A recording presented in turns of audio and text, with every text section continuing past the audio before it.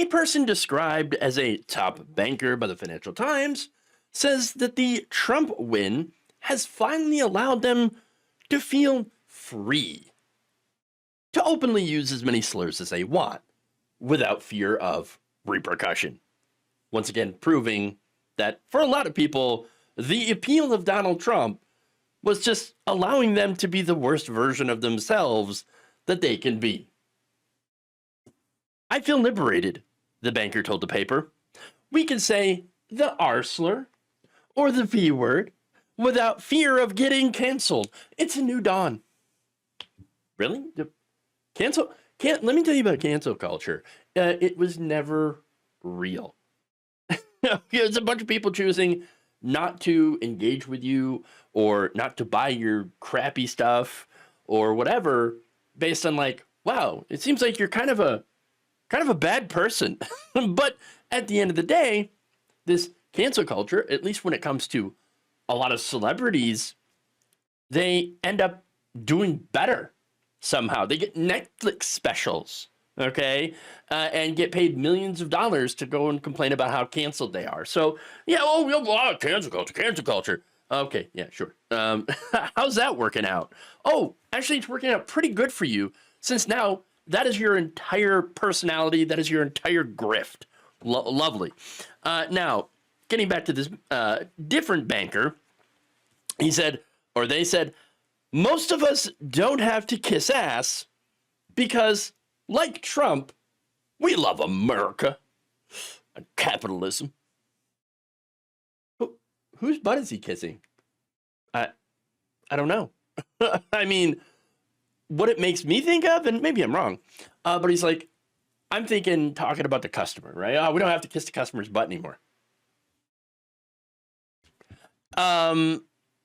Okay. Well, look, in my mind, that makes me think that Wall Street, the bankers, these corporations are getting ready to bend all of us over. Okay, and that's it. Now, these quotes are part of a broader report about the way that corporate America now feels unshackled thanks to Donald Trump. And unshackled they will be, okay? Not only can they throw slurs at you, but they can also basically gouge you, overcharge you, do whatever, okay? It's a Gilded Age 2.0. That's what's coming, okay?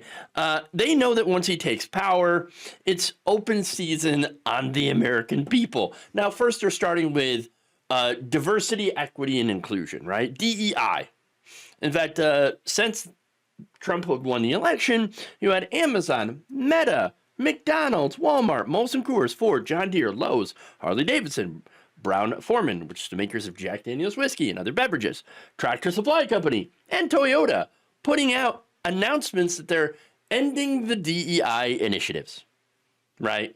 Which is basically making sure to hire people that are, from disadvantaged communities, okay? You've also got a lot of these companies pulling out of pride events.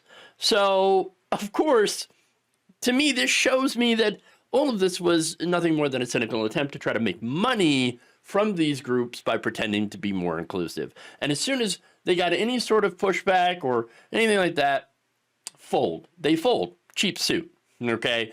It all falls apart like a house of cards, like it always was. This was rainbow capitalism. This was rainbow washing their image to be like, oh, no, I'm in support of all these, this equity and making sure that, we treat LGBTQ people like human beings, they're black people, and give them a chance. No, it turns out we never really meant any of that. Please, right-wingers, keep buying our products.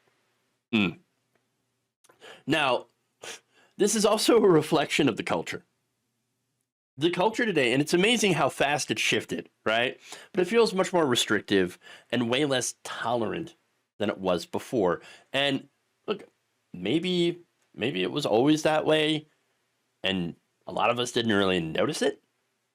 But either way, it's much more openly restrictive, and there is a pushback against tolerance.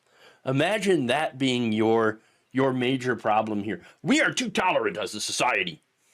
We must be more intolerant. Okay. Yeah. But here you have major financial players, major bankers saying things like, "Oh, thank goodness, I could do slurs again. Yes, yes, it's what I've wanted to do all along, is to say slurs, the N-word." Because like when I know people like talk about free speech, right? This is just bringing back free speech. No, it was never about free speech. You know why? Because you can't even accurately define free speech. I actually do believe in free speech. I don't think the government should come after you for having an opinion that happens to be, against the government or against what the government is doing or a government official. I think you can talk about those people however you want. That is free speech. You're able to have a redress of your grievances and to be able to air them without the cops coming down and busting down your door. That's what the First Amendment is actually about. That's what free speech is about. Just read it. Okay, that's all you have to do to understand. Free speech doesn't apply to corporations. Okay, unless of course when it comes to their lobbying, but because that's considered to be, free speech because money equals speech now in our society. But when it comes to the average user on like Facebook or Instagram or X/Twitter, whatever, right? You actually are not guaranteed free speech because that entity is not the government. So they can actually regulate if they want to. Okay. But here's the thing. Free speech does not mean that you don't have any consequences for the things that you say. It just says the government cannot be the one to met out those consequences. It is up to, if they so choose, through their own policies, for the company policies, to ban you. Okay? So, to put it plainly, free speech does not mean that companies have to tolerate someone being bigoted and shouting slurs. Imagine somebody in a shopping mall shouting the N-word repeatedly, like you would see on Twitter, right? And how is that functionally any different than saying it on Facebook? I think the only difference would be consequences, right? You do that at the wrong mall, and you're going to get kicked out or worse, all right? But on Facebook, well, it used to be that they would either limit or ban your account. Now, after Zuckerberg's changes, now after Elon Musk took over on X and got rid of the trust and safety team and changed a whole bunch of stuff, you can say whatever you want now, right? And that's it. Now, here's the thing, right? You might be like, well, that's censorship. It's good. They got rid of censorship. It's free now. Well, okay, but here's the thing. A sensible rule is to not say things on social media that you wouldn't say in real life to someone's face. All right? That's the rule that I've tried to follow throughout my whole life. Don't say things to people online on social media that you wouldn't tell them to their face, right? Because, you might be afraid of the reaction, or it just might be an incredibly hurtful, terrible thing to say. But since we're not talking face to face anymore, a lot of people don't follow that rule.